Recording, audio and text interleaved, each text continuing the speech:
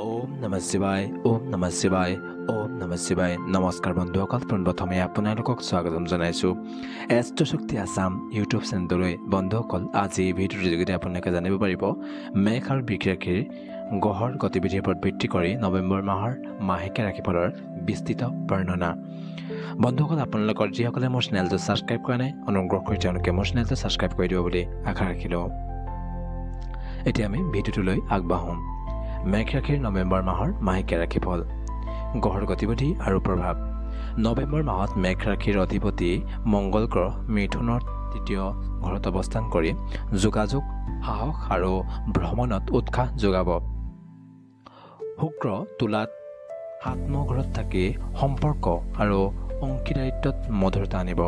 বৃহস্পতি মিথুনত তৃতীয় ঘৰত থাকি বুদ্ধি আৰু সৃজনশীলতা বৃদ্ধি কৰিব শনি কুম্ভত 11 নম্বৰ ঘৰত থাকি লাভ আৰু সামাজিক সংযোগত স্থিৰতা প্ৰদান কৰিব ৰাহু মীন ৰাশিত 12 ঘৰত থাকি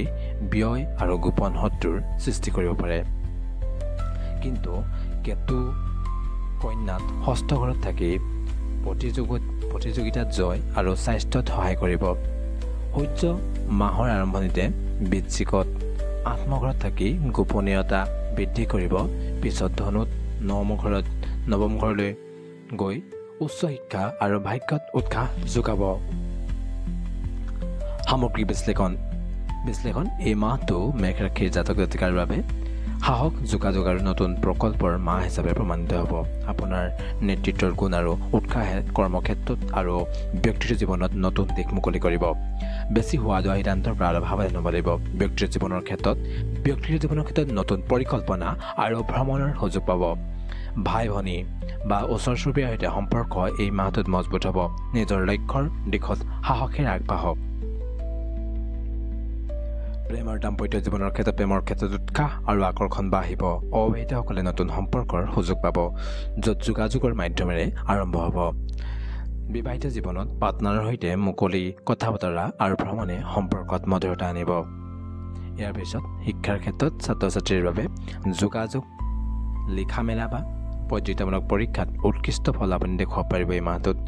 মনোযোগ আৰু সাহস এই মাহটোত আপোনাৰ বাঢ়িব আৰ্থিক দিশত মেঘ ৰাশিৰ লাভৰ সম্ভাৱনা দেখা যায় বিশেষকৈ সামাজিক সংযোগ বা ভাই ভনীৰ পৰা ব্যয়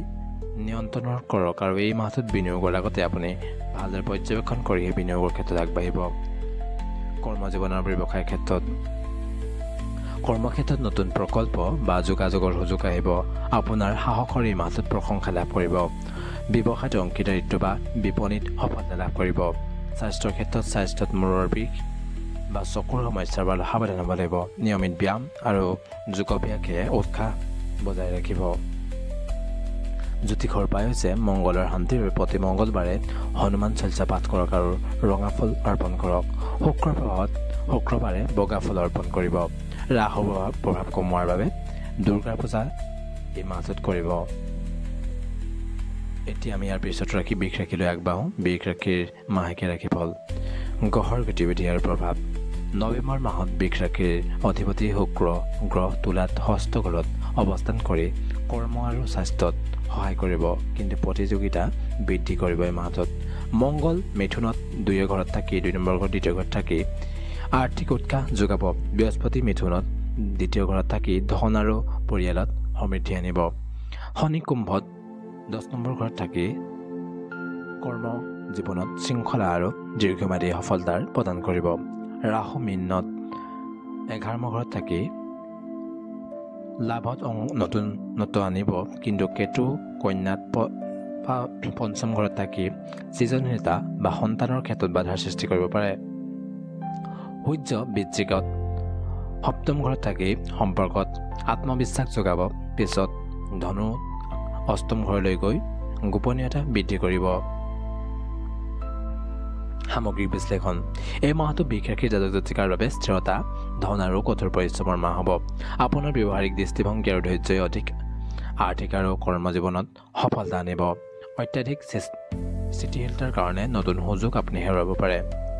তাৰ বাবে আপুনি অলপ সাৱধান হ'ব লাগিব ব্যক্তিগত জীৱনৰ ক্ষেত্ৰত ব্যক্তিগত জীৱনত পৰিয়ালৰ সৈতে সুন্দৰ সময় কটাব আৰু ধনৰ পৰিকল্পনা কৰিব পাৰে নিজৰ সৌন্দৰ্য আৰু স্বাস্থ্যৰ প্ৰতি অলপ মনোযোগ দিব লাগিব এই মাহটোত। প্ৰেম আৰু দাম্পত্য জীৱনৰ ক্ষেত্ৰত প্ৰেমৰ ক্ষেত্ৰত শান্তি, অবিবাহিতসকলৰ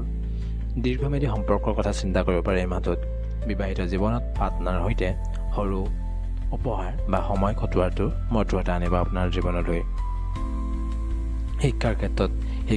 ছাত্ৰ-ছাত্ৰীৰ বাবে ব্যৱহাৰিক বিষয় বা কলাত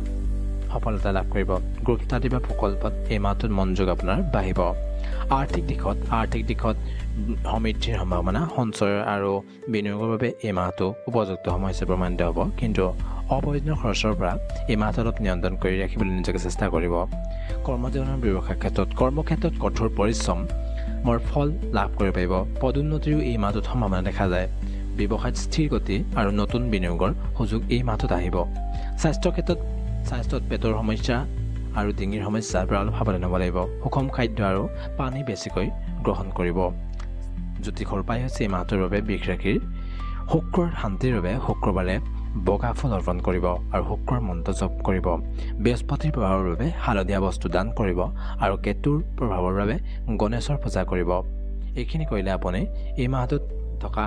যি আপোনাৰ নেতিবাচক দিশ সেইখিনি কমাব পাৰিব। বন্ধুসকল, মেঘ ৰাশি আৰু বৃষ ৰাশিলৈ এই মাহটোৰ আন্তৰিক শুভেচ্ছা জ্ঞাপন কৰিলোঁ। আপোনালোকৰ এই মাহটো সুখ শান্তিৰে ভৰি পৰক তাৰ এই কামনাৰে আজিৰ ভিডিঅ'টো ইমানতে সামৰণি মাৰিছোঁ। জয় শ্ৰী ৰাম, জয় শ্ৰী ৰাম, জয় শ্ৰী ৰাম।